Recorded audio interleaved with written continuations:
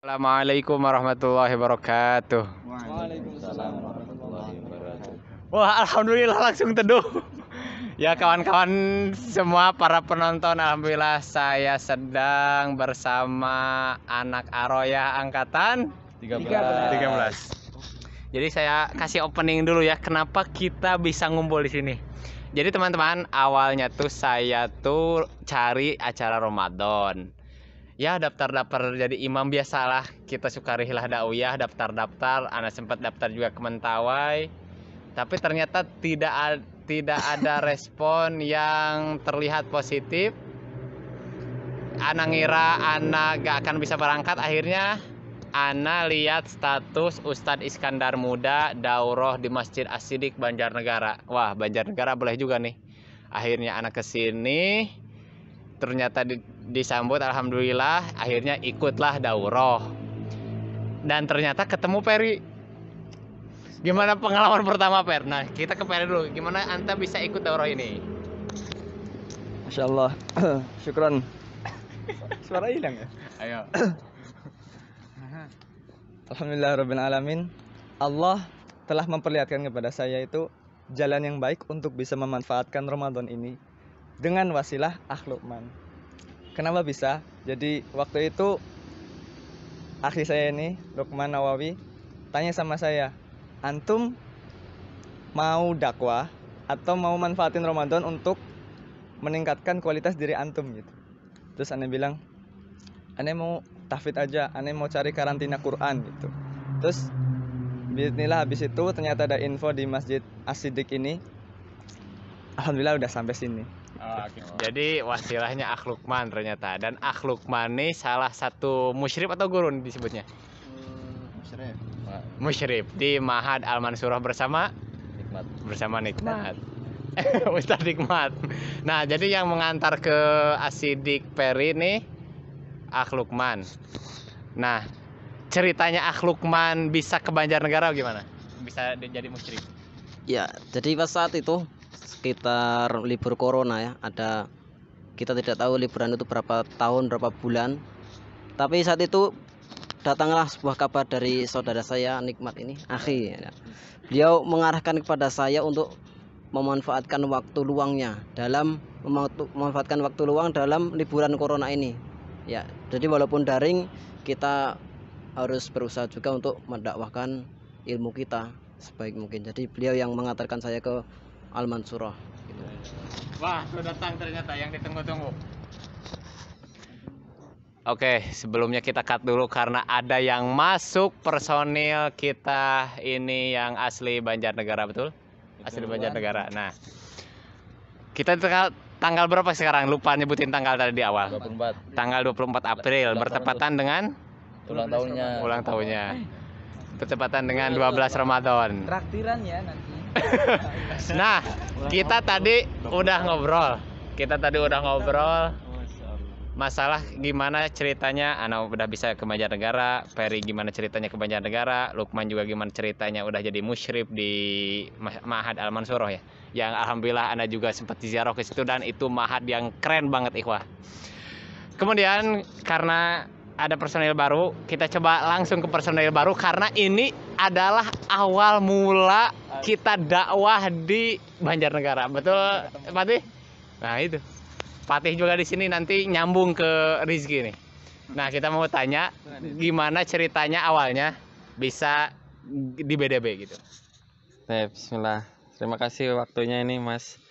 Deswara. Alhamdulillah. Awal mula anak ke BDB ini tahun 2015. Jadi setelah lulus SMK, saya SMK kebetulan di sini dekat SMK Negeri 1 Bawang. Setelah saya lulus SMK, saya bingung. Saya mau neruskan kemana, mau lanjut kemana gitu kan. Dengan jaringan yang sedikit, terus saya mencari untuk pesantren. Dan alhamdulillah di sini saya menemukan Balai Dakwah Banjarnegara yang ternyata bergerak di bidang dakwah. Kemudian saya minta support daripada yayasan. Alhamdulillah yayasan mensupport saya baik dari segi pendidikan, segi lain-lain, banyak hal. Kita semua alhamdulillah dapat dukungan di Balai Dakwah Banjarnegara. seperti itu. Oh gitu. Jadi awal mulanya saya yang mengajukan diri untuk bergabung. Jadi awalnya itu jadi santri dulu. Nah, saya pernah menjadi santri rumah Quran sekitar beberapa bulan, nggak sampai 1 tahun. Ya sekitar setengah tahun lah sebelum saya lulus SMK Negeri 1 Bawang itu. Jadi di sana ada program-program yang untuk anak-anak yang masih sekolah di umum. Ya, anak-anak yang masih sekolah di umum yang pengen pesantren atau memiliki komunitas-komunitas yang anak-anak soleh gitu, yang isinya anak-anak soleh daripada ngekos, ya gabungnya di situ. Berawal dari situ sih. Ya, ini jadi asli yang di antara kami ini asli Banjarnegara berarti ini sama Nikmat. Bukan, saya. Oh, Nikmat asli mana? Wonosobo. Oh, asli Wonosobo. Nah, tadi kita udah dengarkan dari sekitar 3 orang. Sedikit aja. Jadi kan ini anak-anak nih, kami ini memang bisa dibilang, ya bisa dibilang doa juga. Betul gak? Iya, benar. Bisa dibilang doa, dai. Tapi mungkin kita ingin sedikit menjawab, ya ada beberapa statement yang mengatakan bahwa statementnya tuh kira-kira begini. Masih, kalau misalnya nasi belum matang tuh apa tuh namanya tuh? Beras. Enggak, tapi udah dimasak. Belum matang, udah diangkat. Belum tanak. Belum tanak kalau bahasa Jawa. Jadi istilahnya kita tuh belum matang kok udah terjun. Mungkin kita ingin sedikit jawab. Pertama, kita tuh ikhwah memang tahu diri juga kita tuh. Kita tuh gak sebanyak ilmunya dibandingkan para ulama. Terus juga kita tahu diri bahwa kita tuh bukan tempatnya masyarakat minta fatwa, bukan. Tapi gini, kalau menurut Ana bahwa saat kita dakwah tuh kita tuh memperkuat ilmu kita. Karena kan ilmu tuh harus dimurojaah, bener ikhwah? Benar. Dan selain ikhtibar tuh salah satu cara untuk memurojaah ilmu tentu saja. Ikhtibar, saat kita mengikuti ikhtibar pasti kita murojaah.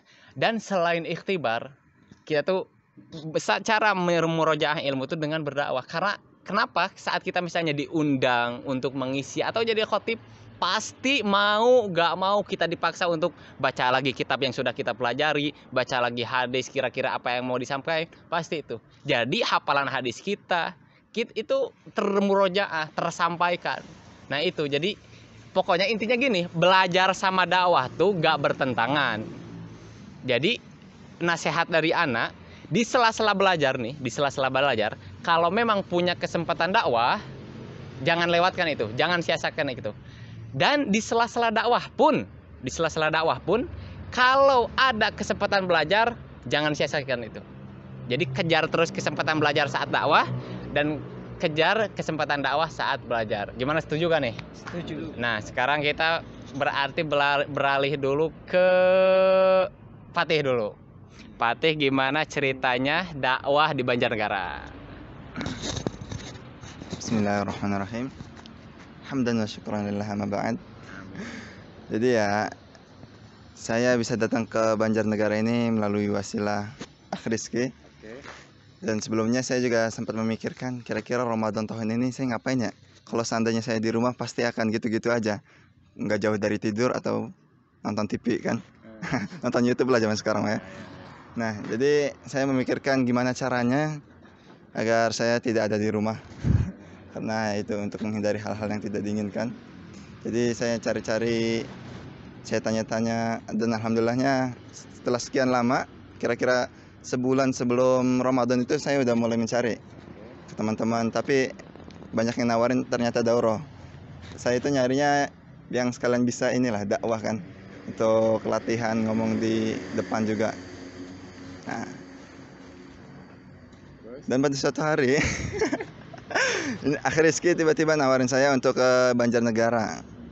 Ya, alhamdulillah dengan rasa yang sangat gimana ya, susah jelasin ya. Dan akhirnya nyampe lah sini alhamdulillah untuk melatih apa?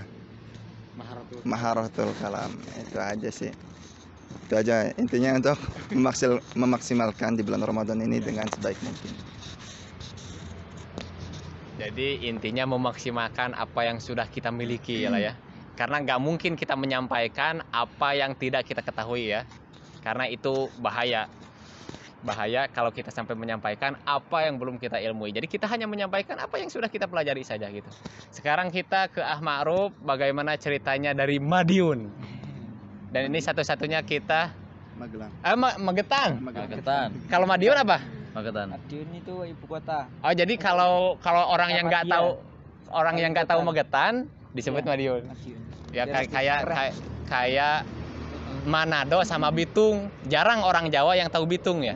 Iya. Jadi disebutnya Manado. Kalau anak dulu awal rihlah dakwah tuh 2018 pas lulus Aroyah, awal rihlah dakwah tuh ke Bitung. Tapi memang kurang terkenal jadi disebutlah Manado, Sulawesi Utara karena itu berdekatan. Jadi ini pun Madiun sama Magetan, aslinya Magetan. Gimana ceritanya ke Banjarnegara? Bismillah wassalatu wassalamu ala rasulillah. Terima kasih atas waktu yang diberikan. Ya sama seperti sebenarnya intinya seperti sama kayak Fatih ya, ingin memanfaatkan waktu di bulan Ramadan. Karena setelah saya pikir-pikir ya selama setahun ini ya, selama setahun kan nggak ngapa-ngapain di rumah ya, cuma bantu orang tua, terus kalau nggak gitu, kalau sudah itu belajar, terus tidur dan lain sebagainya. Menurut saya kurang efektif. Jadi saya ingin mencari waktu kesempatan lah untuk ya kapan kita bermanfaat bagi orang lain itu kapan. Pernah berpikir gitu. Soalnya kan ada sebuah qaul yang mengatakan khairun nas anfa'uhum linnas, yang artinya apa? Sebaik-baik manusia adalah yang paling banyak memberikan manfaat di manusia yang lain atau ke sesama manusia yang lain. Terus qadarullah ya, melalui tentunya yang pertama karena sudah digariskan oleh Allah, dituliskan oleh Allah di Lauhil Mahfud melalui Luqman. Ana dikasih tahu, diberi tawaran untuk mencoba dakwah lah. Nah, saya ini kebetulan ya pertama kali terjun di masyarakat.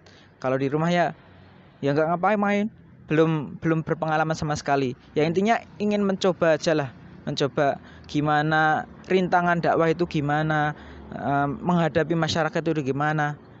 Itu intinya ingin mencoba dan ingin memanfaatkan waktu yang nggak tahu kapan datang lagi waktu seperti ini.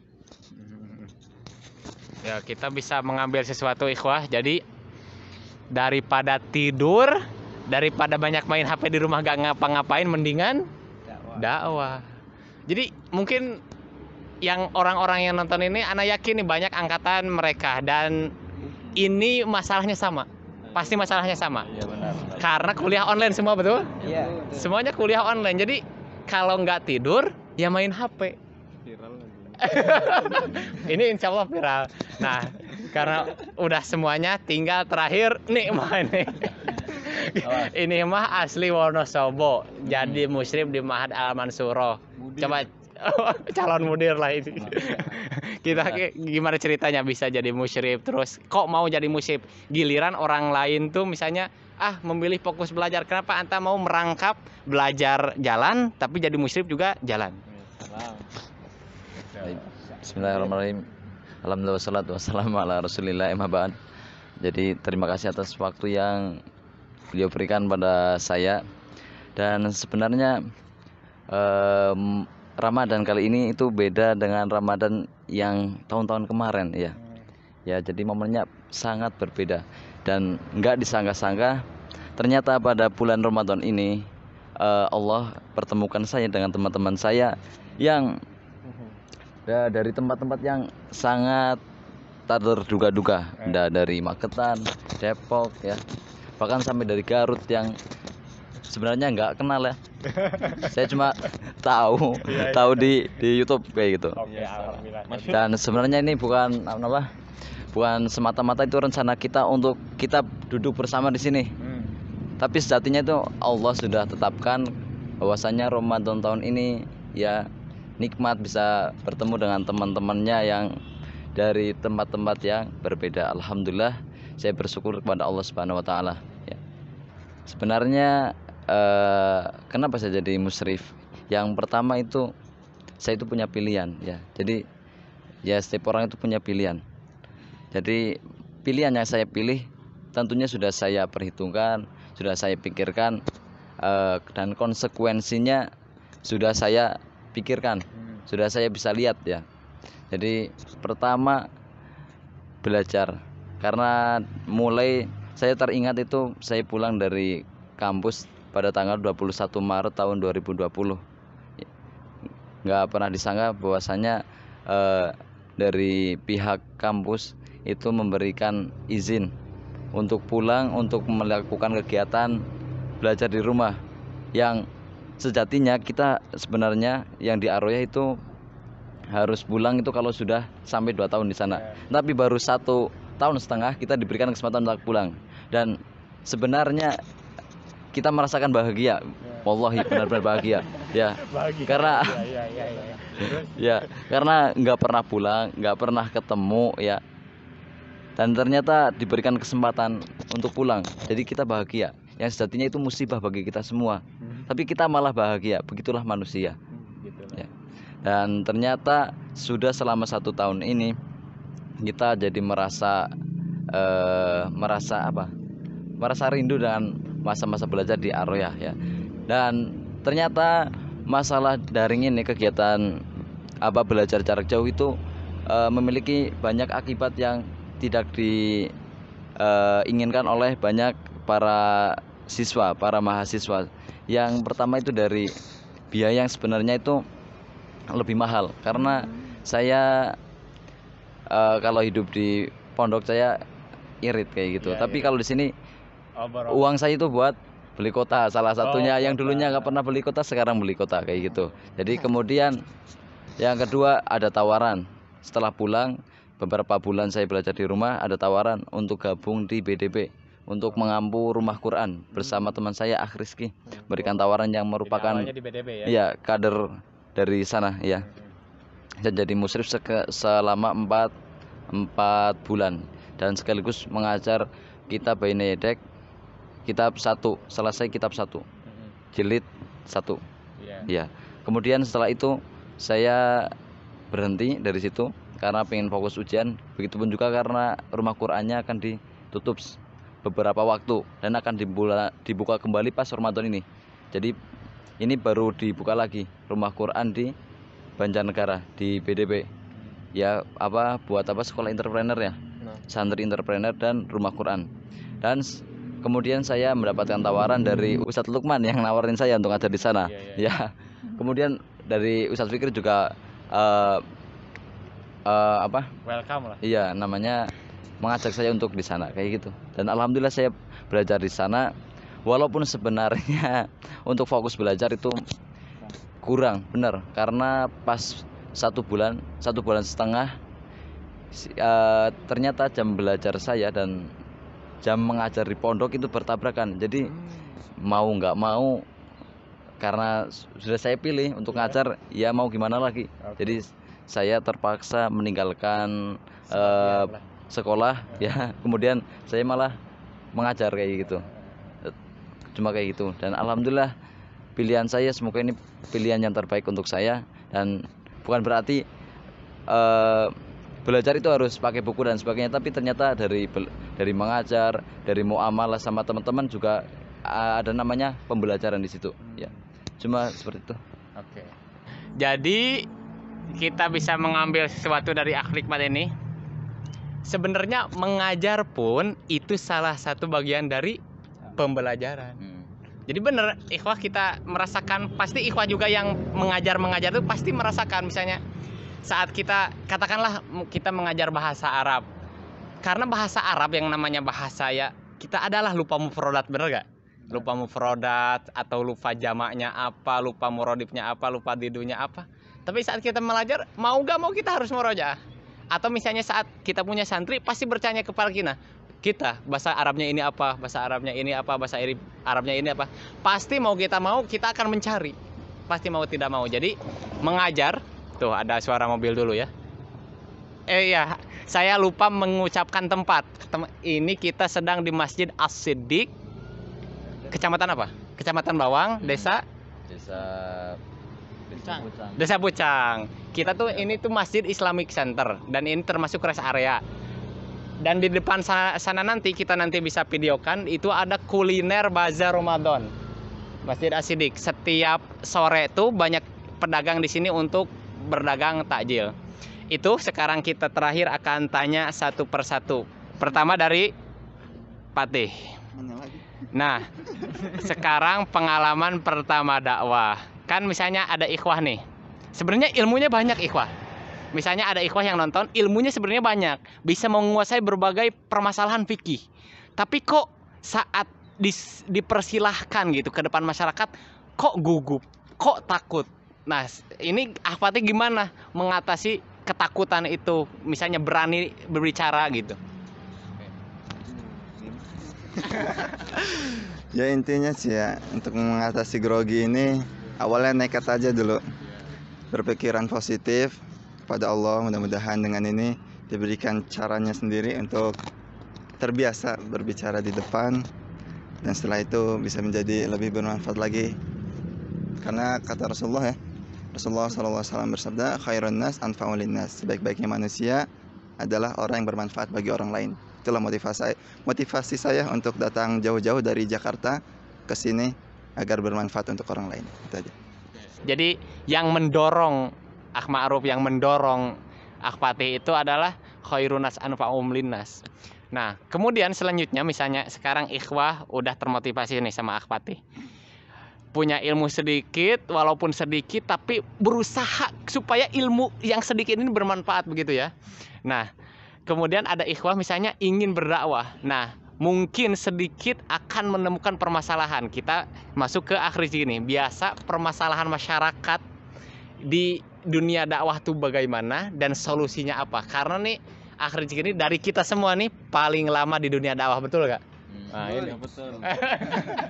Permasalahan di dunia dakwah tentunya sangat banyak.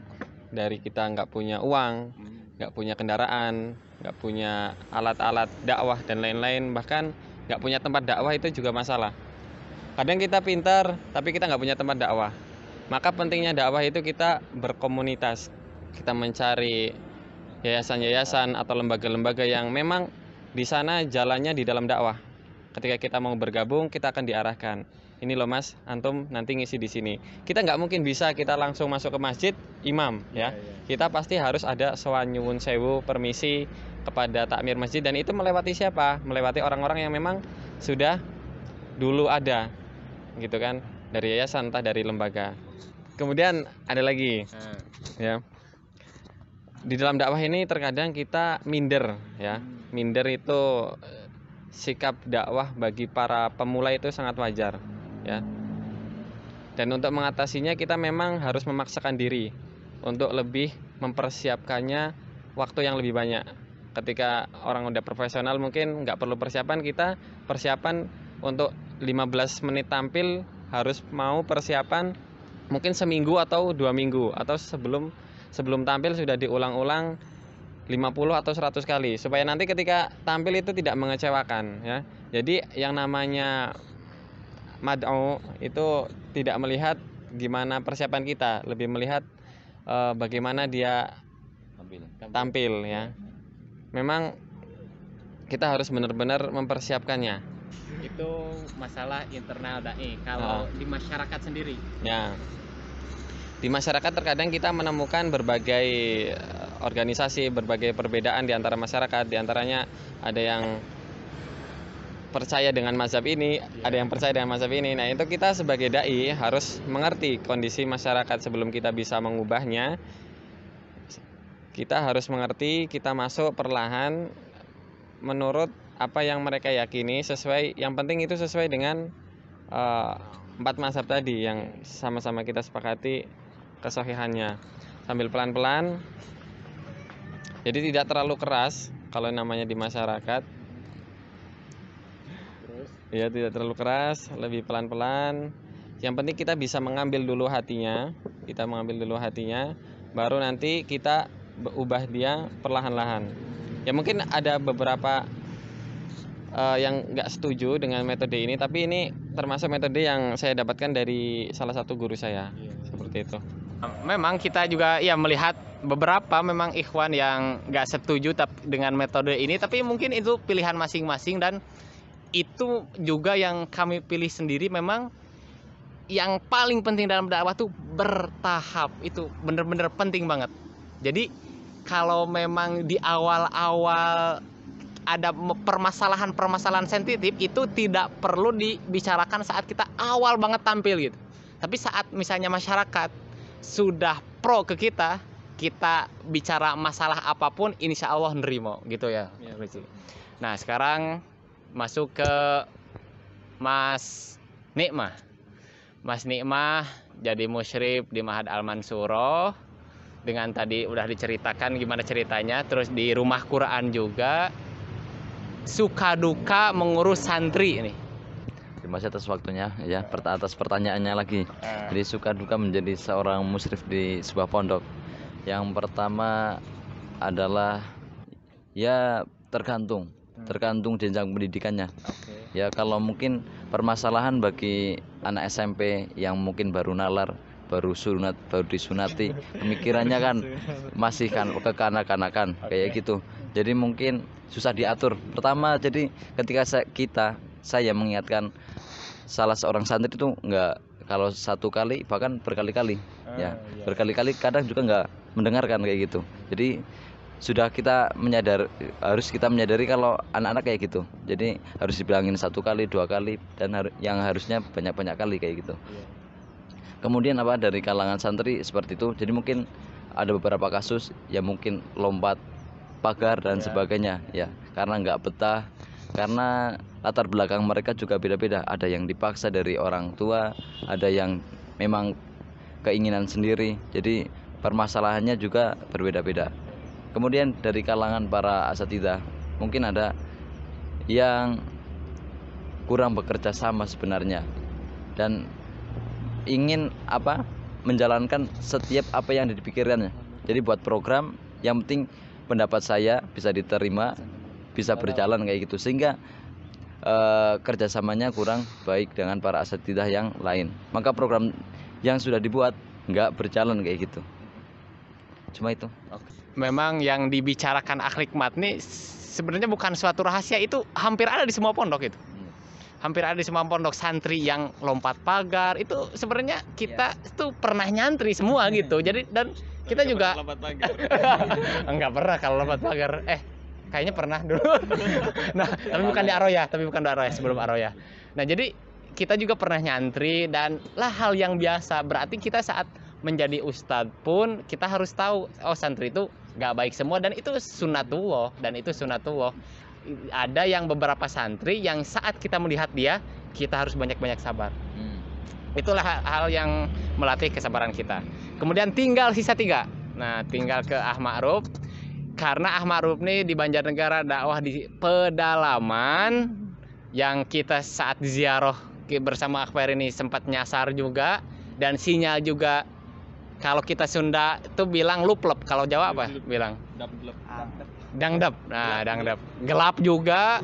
Nah, gimana perasaannya dakwah pertama udah tempat tindih seperti itu?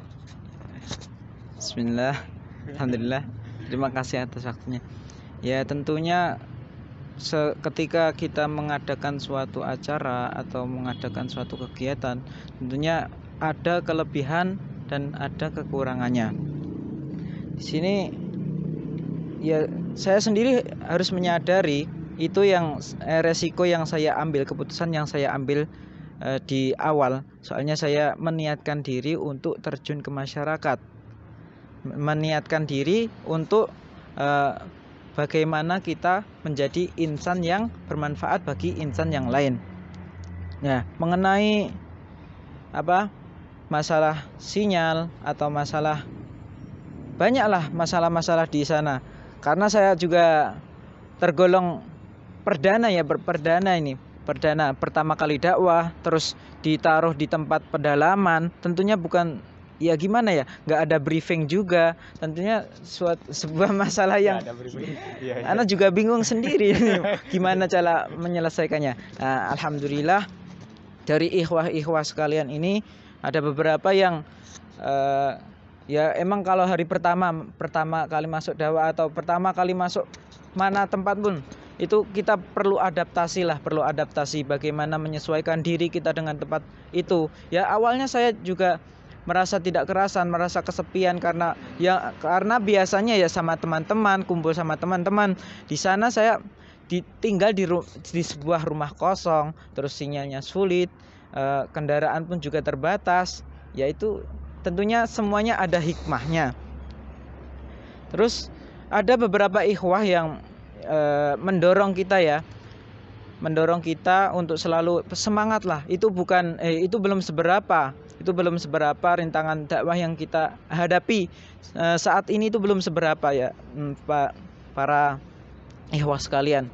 Karena banyak di sana seperti di pelosok, misalkan di Papua atau di daerah-daerah terpencil lain, itu lebih parah masalahnya. Jadi ikhwah memberi kita support, memberi kita semangat untuk konsisten terhadap apa yang sudah kita ambil dari awal, apa yang kita sudah putuskan dari awal tadi.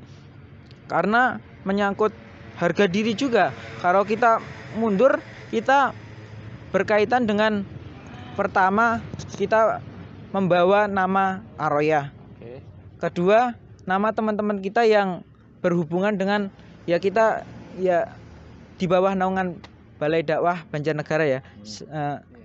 Ikhwah, ada beberapa ikhwah yang dinaungi oleh Balai Dakwah Banjarnegara. Ya, tentunya kita sudah diberikan kepercayaan, maka kita harus berpegang teguh bagaimana kita bisa menjalankan amanah tersebut, bagaimana kita menjalankan kepercayaan tersebut. Karena kalau sekali kita membohongi atau tidak bisa melaksanakan kepercayaan yang sudah kita diberikan suatu lembaga kepada kita, maka tentunya bertimbal buruk ya kepada kita sendiri, khususnya juga kepada banyak pihak yang kita rugikan. Ya intinya kita harus bisa menghadapi apa yang sudah kita ambil resiko. Kita harus siap untuk menyelesaikan kebijakan yang sudah kita mau ambil. Oke, jadi intinya tuh pantang mundur begitu ya? Iya. Wah gitu, bener. Jadi bener ikhwah, memang kita masa muda sebenarnya ada potensi nekat dan nekat di sini dalam hal positif tentu saja. Dan kalau di masa muda kita banyak takutnya, terus mau kapan kita gak takut gitu? Kalau di masa muda kita gak berani, kapan kita akan berani gitu? Jadi kita bisa belajar nih dari Ahmad Rubni, pantang mundur, berani ambil resiko, jos gitu ya. Nah terus tinggal dua lagi. Kalau ke Ahperi kan gini, lagi sekarang ikut daurah, tapi kok masih bisa ngonten dakwah di media sosial ini. Kalau dilihat dari media sosial ini paling viral nih ini Ahperi ini. Paling banyak followernya nih. Nah gimana kok mau dakwah di medsos? Nah, gitu. Bismillahirrahmanirrahim. Terima kasih atas waktunya.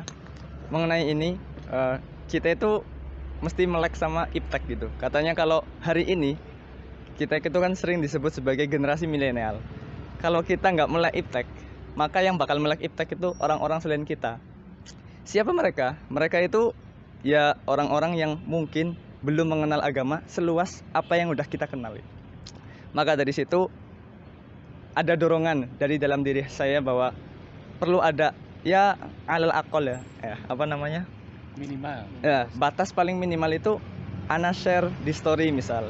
Ada walaupun itu misal foto pribadi ana, misal foto kegiatan ana sehari-hari, tapi adalah selipkan di situ kata-kata atau hadis Nabi ataupun ayat Quran sebagai penyemangat, sebagai juga pengenal buat teman-teman yang mungkin ya walaupun kerjaannya rebahan, minimal ketika lihat story saya itu ada potongan ayat yang bisa kita nggak tahu hidayah Allah itu bisa datang dari mana aja gitu. Jadi hidayah Allah itu bahkan ada teman saya yang dia sedang di WC dan WC itu ada di samping masjid.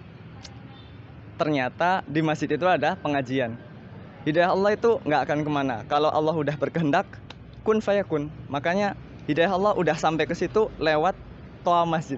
Maksudnya gimana? ada ustadz yang sedang mengisi pengajian. Maka ana nggak pernah putus asa dari teman-teman ana yang mungkin mereka itu masih belum bisa berubah menjadi lebih baik, masih berada di jalan yang penuh ghaflah, penuh kelalaian. Ana bisa berharap lah minimal dengan melihat story ana atau ada potongan ayat, potongan hadis bisa tergugah sedikit gitu. Oke, Masya Allah. Jadi ini ya ikhwah, bener-bener kita semua nih, pasti yang nonton juga pasti punya medsos, betul ya? Pasti punya medsos. Nih, daripada kita share video yang bikin orang ketawa, mendingan kita share video yang bikin orang dapat hidayah. Ya mungkin ya kita nggak bisa pungkiri lah, mungkin kita suka ya video lucu, tapi buat apa di share ke orang? Buat apa kita share video lucu di status kita supaya orang lain sekedar ketawa, hahaha, udah. Mendingan kita kalau misalnya oke, kita belum bisa bikin konten sendiri, kita belum bisa ngomong depan kamera sendiri, udah kita ambil konten orang lain yang kita kira-kira saya sudah mengambil manfaat dari video ini, dan saya ingin juga follower saya mengambil manfaat dari video ini, makanya saya share. Paling terakhir nih, kehabisan pertanyaan Ana kasih kehormatan buat nanya ke Akh Rizky, nanya ke Akh Lukman, silahkan.